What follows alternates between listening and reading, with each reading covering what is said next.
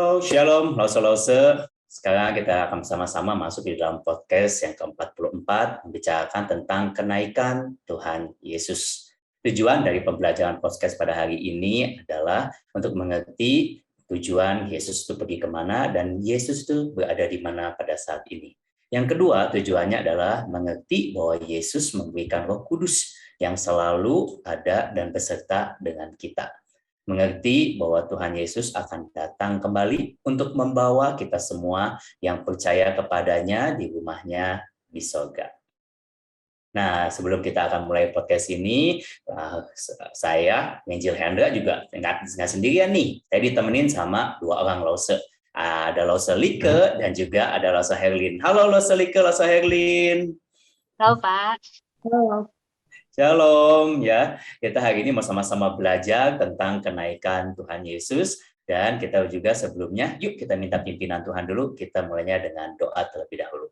Kepada dalam surga kami bersyukur kami boleh berkumpul di tempat ini dan kami rindu hari ini kami mau belajar sekali lagi tentang betapa indahnya tentang Engkau naik ke surga, mempersiapkan bagi setiap kami tempat di dalam kekekalan. Tuhan yang pimpin, Tuhan yang berkati, kiranya kami bersama-sama boleh bersuka cita, boleh merasakan kembali firman-Mu yang begitu hidup, menghidup, yang betul nyata di dalam kehidupan kami. Tuhan yang berkati, Tuhan yang sertai, Tuhan yang pimpin kami. Inilah doa kami, inilah harapan kami yang kami panjatkan di dalam nama Tuhan Yesus. Amin. Nah, Lause-Lause semua, sebelum kita akan membahas lebih banyak lagi, kita akan membaca bersama-sama ayatnya, dan kalau bisa Lause Like bisa bantu ya. Boleh nggak Lause Like baca di dalam Yohanes pasal yang ke-16, ayat yang ke-5 sampai ayat yang ke-7? Ya, Yohanes 16 ayat 5 sampai 7. Tetapi sekarang aku pergi kepada Dia yang telah mengutus aku. Dan tiada seorang pun di antara kamu yang bertanya kepadaku, kemana engkau pergi. Tetapi karena aku mengatakan hal itu kepadamu, sebab itu hatimu berduka cita. Namun benar yang kukatakan ini kepadamu adalah lebih berguna bagi kamu jika aku pergi. Sebab jikalau aku tidak pergi, penghibur itu tidak akan datang kepadamu. Tetapi jikalau aku pergi, aku akan mengutus Dia kepadamu. Thank you, Lause Like. Nah, Lause Herlin bisa bantu juga baca nggak di Lukas pasal yang ke-24, ayat yang ke-50 sampai 53. Kenaikan Yesus. Lalu Yesus membawa mereka keluar kota sampai dekat Betania. Di situ ia mengangkat tangannya dan memberkati mereka.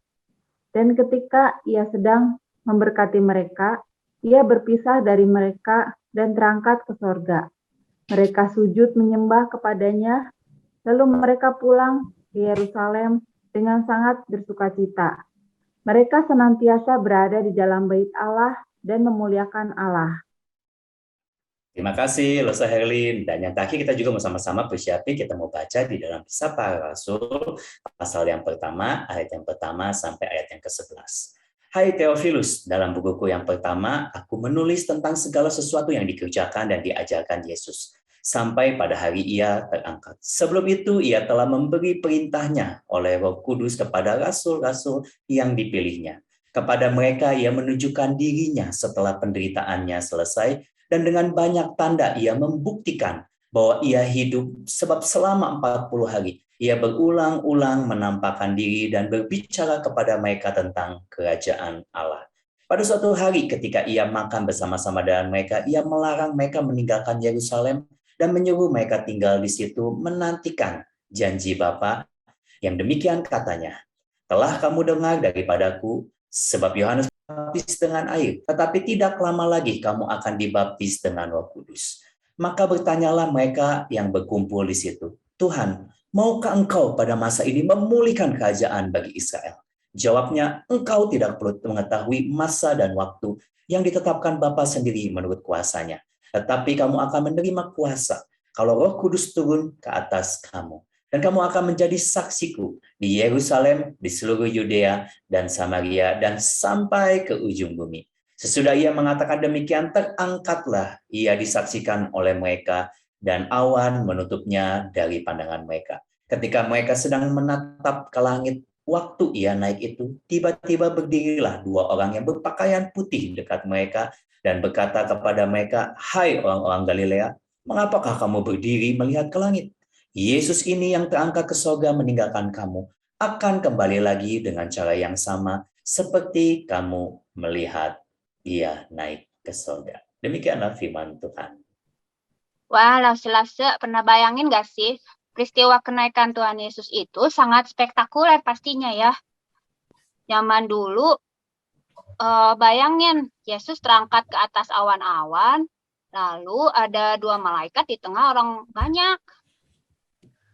Kalau zaman sekarang kita kan udah mengenal namanya hologram ya, Lause ya. Jadi kalau misalnya ada orang-orang melihat ada orang yang terbang di atas awan, mungkin mereka berpikir itu adalah hologram. Tapi zaman dulu kan belum ada hologram ya.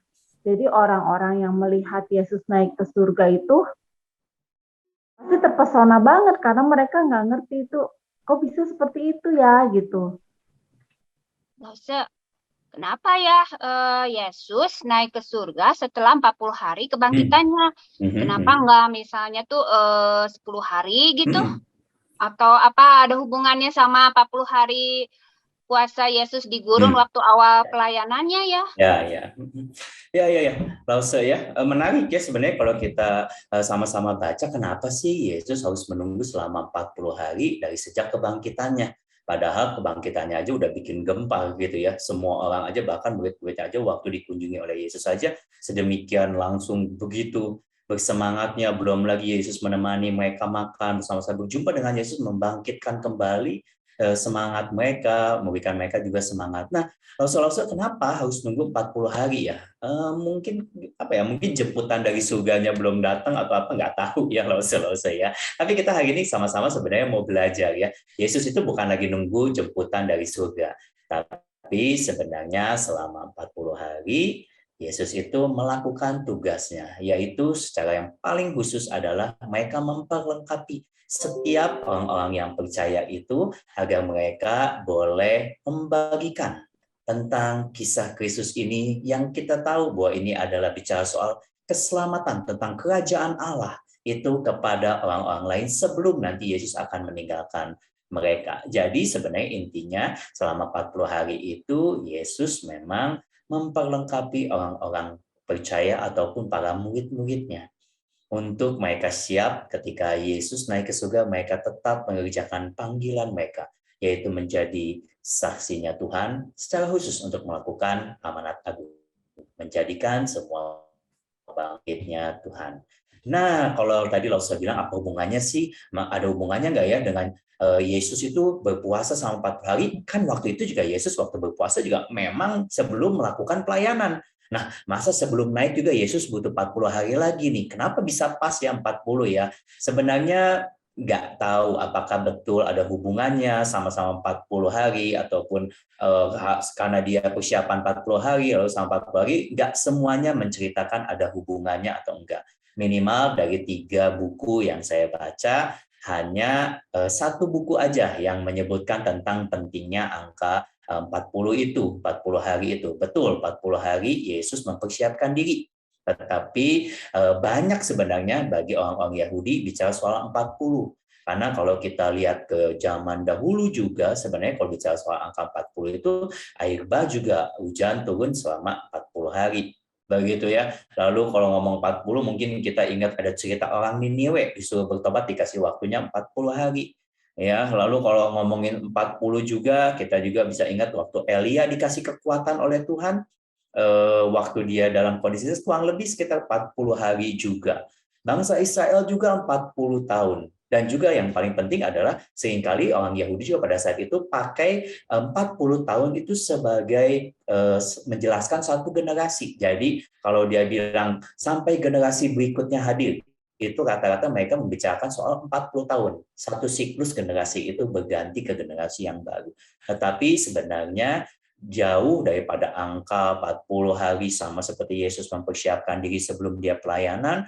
Apakah Yesus juga memakai angka 40 hari yang sama? Ya bisa tidak, tapi menurut saya yang terpenting adalah bukan 40 harinya, bukan angka 40-nya, tetapi apa yang Yesus kerjakan Kayak Yesus kerjakan adalah tadi balik lagi sekali lagi saya ingatkan, dia mempersiapkan murid-muridnya. Murid-muridnya 3,5 tahun ikut dia sudah dipersiapkan secara teori, dia diperdalam lagi, dipertegas lagi, diyakinkan ulang lagi panggilannya sebagai penjala manusia, sebagai pemberita Injil, sebagai pencerita, menjadi saksinya Tuhan di dalam kehidupan mereka. Begitu Lause ya. Oh, gitu ya. Kalau udah gitu kan setelah Tuhan Yesus naik ke surga, terus udah gitu kan ada Roh Kudus ya yang diutus buat Betul. menolong kita gitu ya. Betul. Berarti sebelum itu belum ada Roh Kudus ya? Iya, saya kita selalu pikirnya ya nanti kalau Tuhan bilang nanti akan ada penolong, berarti nanti baru datangnya atau baru adanya nanti atau mungkin baru dihadirkannya nanti. Nah, sebenarnya kalau bicara soal apakah sebelum itu ada Roh Kudus atau belum? Apakah Roh Kudus itu sudah ada gitu ya dari sebelumnya ketika murid-murid akan diberikan Roh Kudus sebagai kekuatan, sebagai penghibur, sebagai yang nanti banyak ya peran Roh Kudus yang nanti kita juga bisa sama-sama belajar. Nah, sebenarnya Bapak Ibu, Lause-lause semua kita mau sama-sama belajar bahwa sebenarnya Allah Tritunggal itu sebenarnya dia sudah ada dari sejak kekekalan dan sampai kekekalan. Jadi bahkan ketika dunia belum diciptakan, sebelum ciptaan itu mulai, bahwa Allah itu sudah ada sebagai pribadi Tritunggal. Karena inti daripada kekristenan juga, salah satunya kekristenan bicara soal relasi. Dan Allah kita adalah Allah yang sudah berelasi. Bukan baru berelasi ketika ada ciptaan gitu. Bahkan sebelum ada ciptaan pun mereka sudah menjadi Allah yang berelasi. Antara Allah Bapa, Allah Anak, dan Allah Roh Kudus. Nah, makanya seringkali ada ayat-ayat yang mempertegas tentang kehadiran pribadi-pribadi itu. Kita tahu misalnya tadi yang saya bilang, Kejadian 1 ayat 2 dikatakan bahwa Allah melayang-layang. Kejadian 1 ayat 26 berfirmanlah Allah, baiklah kita, ya katanya jamak gitu, kita menjadikan manusia menurut gambar dan rupa kita. Ya, jadi sebenarnya pribadi Allah itu sudah ada, ketritunggalan Allah itu sudah nyata, sudah nampak. Ya, bahkan kalau ada beberapa ayat-ayat lain juga banyak yang menjelaskan tentang ketritunggalan Allah. Jadi sebenarnya dari sebelumnya Roh Kudus itu sudah ada. Bahkan kalau kita ingat mungkin ya, waktu Yesus dibaptis pun Roh Kudus turun dalam bentuk burung merpati. Gitu. Jadi sebenarnya ya itu satu hal yang sebenarnya Roh Kudus itu sudah ada gitu ya. Di dalam Kisah Para Rasul ayat pasal 1 ayat yang ke-16, hai saudara-saudara, bunyinya seperti ini ya. Hai saudara-saudara, haruslah genap nas kitab suci yang disampaikan Roh Kudus dengan perantaraan Daud tentang Yudas. Bayangkan, Roh Kudus itu yang menolong Daud untuk menyampaikan tentang Yudas. Jadi dari sejak zaman Raja Daud pun bahkan peranan Roh Kudus itu sudah nampak di dalam sejarah kehidupan manusia. Jadi salah kalau bisa kita berpikir, oh nanti baru ada waktu murid-muridnya itu. Enggak. Ternyata bahkan dari sejak kekekalan sampai kekekalan, dari sebelum penciptaan, pribadi Roh Kudus itu sudah ada dan bersama-sama dengan Allah Tritunggal itu mereka melakukan tugas tanggung jawabnya mereka. Begitu Lause jadinya. Gitu. Terus Lause tadi ada tentang baptis air ya. Apa bedanya tuh baptis air sama baptis Roh Kudus di Kisah Para Rasul 1 ayat 5? Oke. Ini menarik juga ya, karena misalnya kalau kita ambil preferensi daripada kitab itu, misalnya di dalam Matius pasal yang ketiga ayat yang pertama. Kalau tadi kan di dalam Kisah Para Rasul 1 ayat yang kelima. Saya bacain dulu Kisah Para Rasul 1 ayat yang kelima ya. Sebab Yohanes membaptis dengan air, tetapi tidak lama lagi kamu akan dibaptis oleh Roh Kudus. Matius pasal 3 ayat 1, aku membaptis kamu dengan air. Ini Yohanes Pembaptis yang bilang ya. Yohanes Pembaptis, aku membaptis kamu dengan air sebagai tanda pertobatan. Tetapi ia yang akan datang, atau tetapi Mesias atau Yesus yang akan datang kemudian daripadaku lebih berkuasa daripadaku, dan aku tidak layak melepaskan kasutnya. Ia akan membaptis kamu dengan Roh Kudus dan dengan api. Nah, sebenarnya dari sini sedikit sudah menjelaskan tentang apa yang dimaksud dengan baptisan air. Baptisan air adalah sebagai tanda pertobatan. Nah, kalau kita sedikit belajar ya tentang sakramen. Sakramen itu diambil dari bahasa Latin yaitu sacramentum, yang artinya adalah hal yang kudus, dan arti yang keduanya adalah sumpah kesetiaan. Nah, jadi waktu kita bilang kita mau dibaptis dan perlambangan kita dibaptis biasa oleh gembala kita, oleh pendeta kita, biasanya oleh pendeta perwakilan Allah, itu pakai air sebenarnya sebagai tanda sumpah kesetiaan kita mau menjadi murid Tuhan. Mau untuk benar-benar percaya bahwa Tuhanlah Sang Juru Selamat bagi setiap kita. Tetapi baptisan Roh Kudus berbeda. Baptisan Roh Kudus adalah baptisan yang Tuhan lakukan melalui Roh Kudus di dalam hati setiap orang percaya, berupa sebuah materai yang diberikan sebagai keselamatan bagi setiap kita. Tertulis di dalam misalnya Efesus 1, banyak ya ayatnya, tapi kita ambil satu aja cukup ya. Efesus 1 ayat 13 sampai 14. Di dalam Dia kamu juga, karena kamu telah mendengarkan firman kebenaran, yaitu Injil keselamatan. Di dalam Dia kamu juga, ketika kamu percaya, dimeteraikan dengan Roh Kudus yang dijanjikannya itu. Dan Roh Kudus itu adalah jaminan bagian kita sampai kita memperoleh seluruhnya, yaitu penebusan yang menjadikan kita milik Allah untuk memuji kemuliaannya. Jadi ketika baptisan Roh itu diberikan kepada kita, ada Roh Kudus yang memeteraikan setiap kita, menjaga janji keselamatan itu, bahkan akan memperlengkapi kita, menjadi penebusan kita agar kita juga memiliki hidup yang dibenarkan oleh Tuhan, menuju dan juga memberikan kemuliaan bagi nama Tuhan. Nah, jadi bedanya adalah tanda manusianya berjanji kepada Tuhan, dia dibaptis oleh air sebagai tanda pertobatan kepada Tuhan. Tetapi baptisan Roh adalah memeteraikan kita sebagai umat Tuhan yang akan dimeteraikan di dalam keselamatan, di dalam janjinya, dan terlebih yang akan mengajarkan kita, mendidik kita untuk semakin hari semakin lebih baik di hadapan Tuhan. Jadi kurang lebih bedanya secara teologisnya seperti itu, Lause. Kenapa Tuhan Yesus tidak membereskan kekacauan pada saat itu waktu di Israel? Iya ya, malah Tuhan tuh menurunkan Roh Kudus bagi orang-orang percaya. Apakah artinya kita orang-orang yang hidup di zaman setelah Tuhan Yesus tuh memiliki tugas yang lebih berat gitu dibandingin orang-orang zaman Perjanjian Lama gitu, sehingga kita tuh perlu disertai Roh Kudus secara langsung gitu? Ya, menarik ya Lause ya. Kenapa waktu itu kan ditanya ya, apakah kamu akan bawa pemulihan bagi kami, bangsa kami gitu, bagi bangsa Israel? Oh, enggak, nanti kamu akan dipimpin oleh Roh Kudus yang akan bawa. Nah, karena konsep pada saat itu memang kan masih banyak yang salah tentang kerajaan ya, yang dimaksud kerajaan Allah, tentang kebenarannya Allah itu seringkali dianggap sebagai satu hal yang politis pada saat itu. Tetapi sebenarnya tujuannya adalah agar semua orang, semakin banyak orang itu sebenarnya mengenal Tuhan sebagai Tuhan dan Juru Selamatnya. Itulah yang menjadi satu standar kita menjadi bagian di dalam kerajaan Allah. Dan juga yang paling penting adalah di ayat pasal yang pertama, Kisah Para Rasul ayat yang ke-8 dikatakan, kamu akan menerima kuasa kalau Roh Kudus turun atas kamu, dan kamu akan menjadi apa? Saksiku di Yerusalem, di Yudea, di Samaria, sampai ke ujung bumi. Itu terus keluar ya. Tujuannya adalah kita akan pergi keluar untuk memberitakan Injil, secara khusus murid-murid pada saat itu. Itulah panggilan kerajaan Allah yang diberikan kepada kita. Karena kerajaan Allah itu sebenarnya sudah hadir di tengah kita, yaitu Yesus sendiri sang pembawa kerajaan Allah itu, dan kita adalah sudah menjadi bagian kerajaan Allah di dalam kita selama kita masih hidup di dalam dunia ini. Nah, apakah lebih susah kita sehingga kita perlu Roh Kudus? Sebenarnya banyak yang menafsirkan seperti ini. Kenapa sih kita perlu Roh Kudus zaman sekarang? Karena Yesus sebenarnya udah bilang berkali-kali sama muridnya. Salah satunya adalah dia akan meninggalkan mereka. Dia akan meninggalkan mereka. Nah, salah satunya tadi kita baca di dalam Yohanes pasal 15. Itu bicara soal Yesus, kalau nggak salah itu terakhir kalinya, dia bilang akan meninggalkan mereka.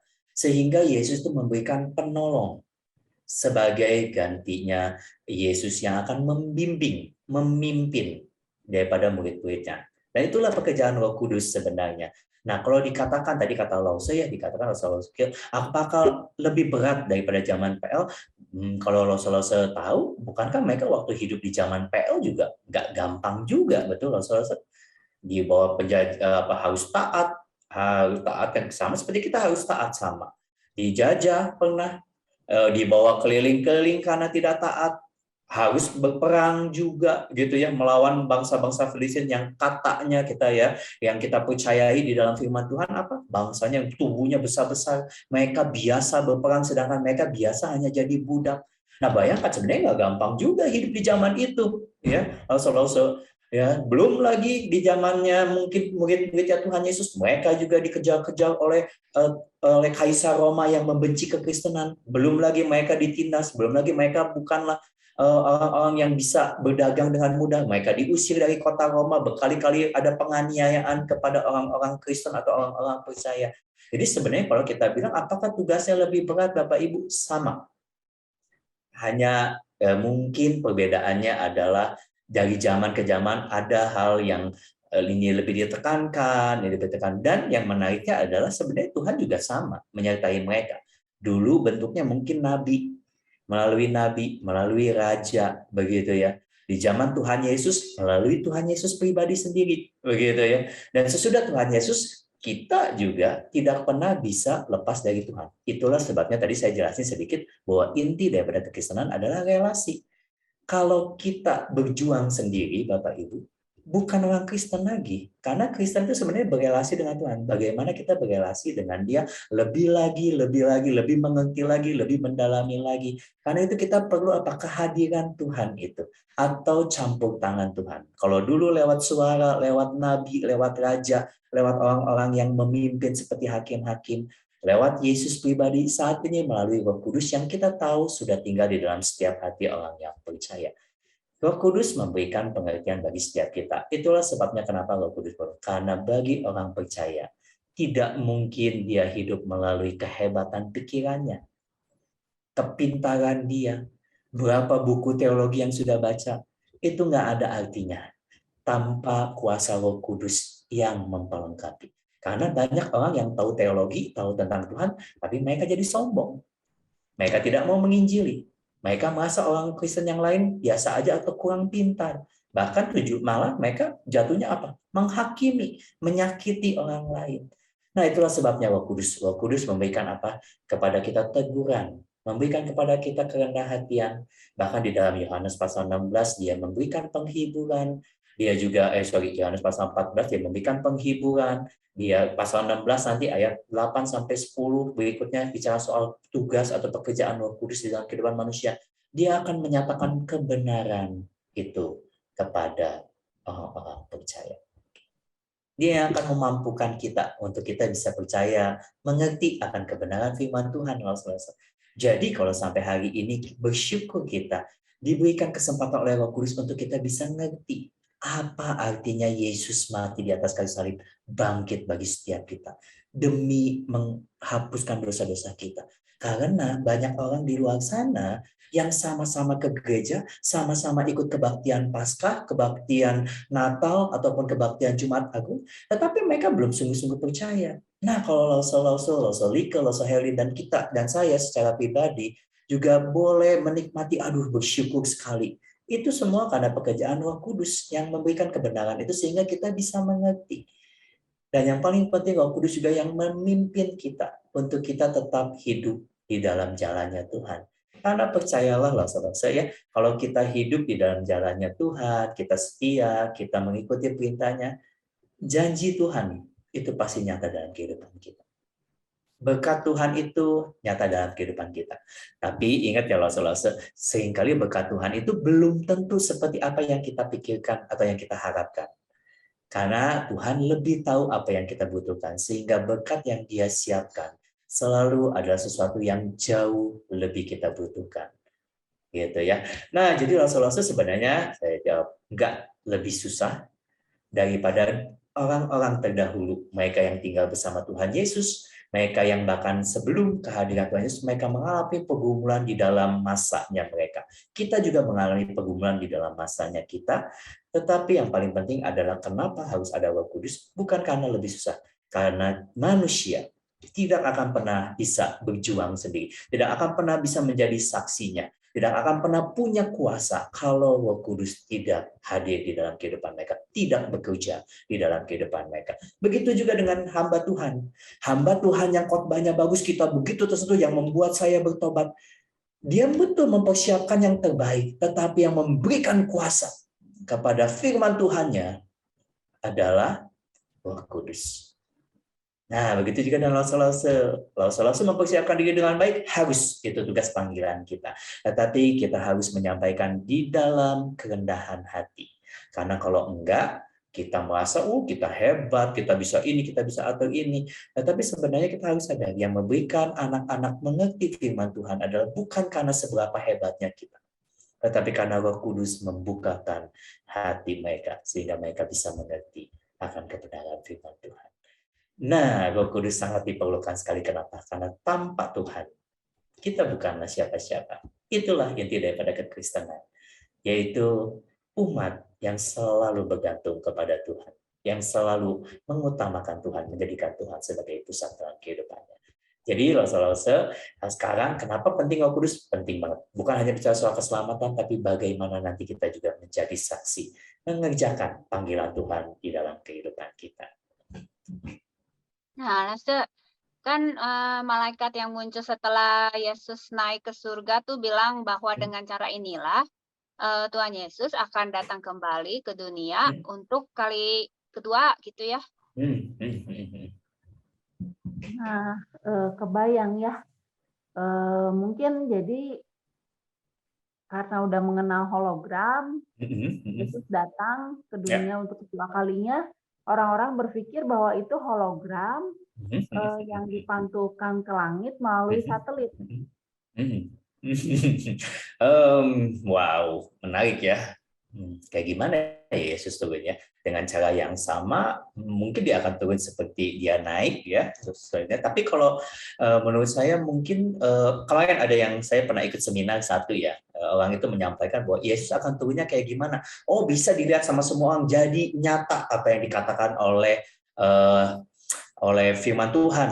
Karena sekarang kita zamannya udah ada teknologi seperti tadi ya, mungkin bukan hologram ya, kalau saya memang dia akan turun dalam tubuh yang sudah disempurnakan itu ya, mungkin ya. Tetapi mungkin ya katanya kita bisa lihat melalui YouTube begitu ya, YouTube live gitu ya, mungkin Instagram live gitu katanya ya, karena teknologi sudah ada gitu ya.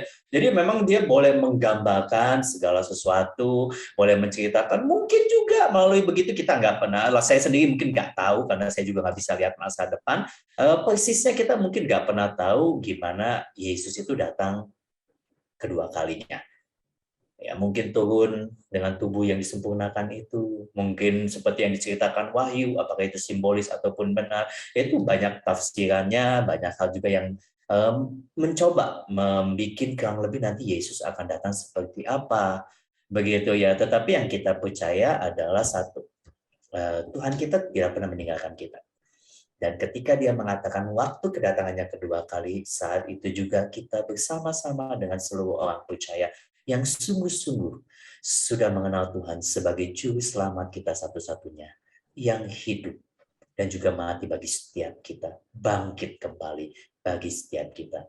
Itu akan diangkat bersama-sama dan dia akan masuk di dalam surga yang kekal bersama-sama. Merasakan satu kedamaian, kebahagiaan, sukacita yang berlimpah-limpah di dalam kehidupan kekekalannya.